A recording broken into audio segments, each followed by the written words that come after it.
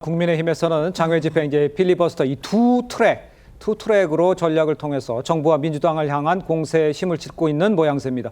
국민의힘 오늘 오후 2시부터요 서울시청 인근에서 야당 탄압 독재 정치 국민 규탄 대회 장외 집회로 열었고요. 조금 전에 집회를 마친 상황인데 화면을 좀 올려봐 주시죠. 오늘 집회 상황을 좀 설명해 좀 올려야 될 것 같아요. 지금 화면에 쭉 나오고 있습니다. 서울시청 인근인데요. 차들이 지나는 도로에 보수 지지층이 운집해 있고 지금 운집해 있는 모습입니다. 단상에는 장동혁 대표가 보이고 있고요. 또 국민의힘 지도부 의원들 모습 다 보이고 있습니다. 이번 집회 어떤 의미가 있는지 최진영 변호사가 좀 먼저 설명해 주시죠. 그렇습니다. 예. 말씀하신 것처럼 서울시청 앞에서 예. 남대문까지 세종대로 약 왕복 10차선이 붉은 물결로 가득 찼습니다. 예. 국민의힘에서 밝힌 바로는 한 15만 명이 운집했다라고 하는데 주제가 민주당의 입법 독재, 사법 파괴에 대한 항의를 하는 집회였는데요. 네. 저도 조금 전까지 현장에 있었는데 그렇죠. 오후 2시, 사실 오늘 오전만 해도 서울에 많은 비가 내렸습니다. 하지만 되게 신기하게도 12시 정도가 되면서 하늘이 맑아지면서 예. 어떤 집회를 하는데 전혀 문제가 없었고 실제로 그러한 부분을 장동혁 당대표가 처음에 나와서 그 얘기를 또 하늘에 감사하는 그런 얘기도 했는 것 같은데요. 예. 지금 현재 9월 달은 정기국회 시즌 아니겠습니까? 정기국회에 왜 이렇게 국민의힘 지도부가 장외 투쟁을 할 수밖에 없느냐. 이 부분에 대해서 지금 많은 국민들이 걱정도 하지만 그렇게 할 수밖에 없었다라는 것에 대한 공감도 커지는 것 아니겠습니까? 네. 오늘 이슈 자체가 사법 파괴, 의회 독재. 결국 검찰 78년 만에 헌법의 번이 살아있는 것을 없애버리고 또 의회 독재, 방송 장악, 그리고 또 사법부 장악 이런 부분이 이어지는 것에 대해서 국민의힘 지지층뿐만 아니고 중도층 지난 대선 과정에서 민주당을 지지했던 사람들도 요즘은 갸우탄을 넘어서 너무 나가는 것이 아니냐 그런 것에 상당 부분 장외 투쟁을 통해서 국민들에게 호소할 수밖에 없었던 것이고요. 최근 같은 경우에는 특검을 통해 가지고 사실상 국민의힘 당사에 압수수색을 3차례 이상 했고 국민의힘의 심장이라고 할 수 있는 당원 명부까지 침탈되는 이런 상황 속에서 예. 제도적 범위 내에서 정할 수 있는 것은 소수 당으로서의 한계가 있다 보니까 장외투쟁, 한마디로 국민들과 직접 호소하고 소통하겠다라는 그런 전략적 선택이 아니었나 평가를 합니다. 알겠습니다. 일단 장동혁 대표는 오늘 집회에서 선출된 권력이 설치고 있다면서 이재명 정부를 정조준했습니다. 직접 한번 다시 들어보시죠.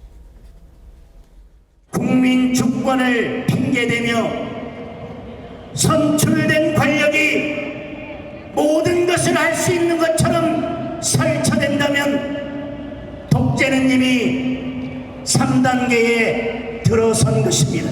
사법부를 장악하고 검찰을 장악하고 언론과 국민의 입을 틀어막고 있다면 독재는 벌써 4단계를 넘어 5단계를 지나가고 있는 것입니다.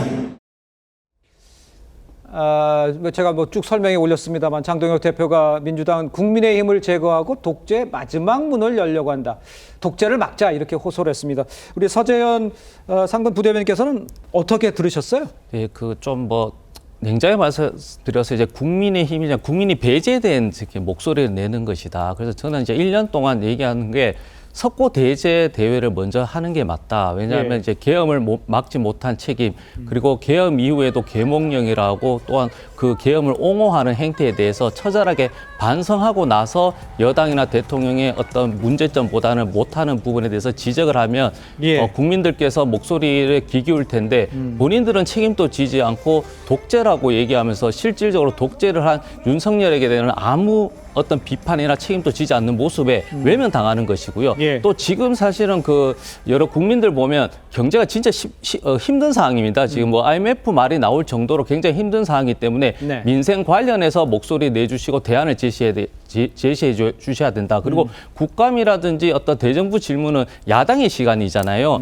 그러면 거기에 관련해서 예전에 어떤 금융투자세라든지 이제 다가오는 이제 배당 시즌이라게 되면 배당 소득세 관련해서 그리고 예. 여러 가지 어떤 주식시장 활성화에 대해서 미흡한 점을 이야기하게 되면 좀 점수를 딸 텐데 오직 독재 이야기하고 본인이 하고 싶은 말, 특히 이제 보수라고 하면 단호함도 필요하지만 그 바탕에 품격이 있어야 되는 것이거든요. 그런데 뭐 똘마니 뭐 여러 가지 말이 거친 게 사실 당당함이나 선명성은 아니거든요. 그래서 저는 늦지 않았다. 그러면 다시 국회로 들어와서 민생 관련해서 미흡한 점을 본격적으로 하고 대안도 제시하고 예. 그리고 지금 이제 다음 주면 추석입니다. 네. 추석 밥상에 저런 어떤 행태를 올린다는 건 그건 저는 자해행위거든요. 예. 그래서 한번 회의를 한번 해서 어떤 것들이 전략이 아니라 전술적으로 어떤 우리가 잘하고 있는지 한번 알겠습니다. 되돌아볼 필요가 분명히 있다 말씀드립니다. 예, 일단 뭐 장애만 있는 게 아니라 그 국회에서 필리버스터 하니까 양쪽 투트랙으로 하고 있다는 게 이제 국민의힘의 이야기니까 그건 그대로 이해를 좀 해주시면 좋겠고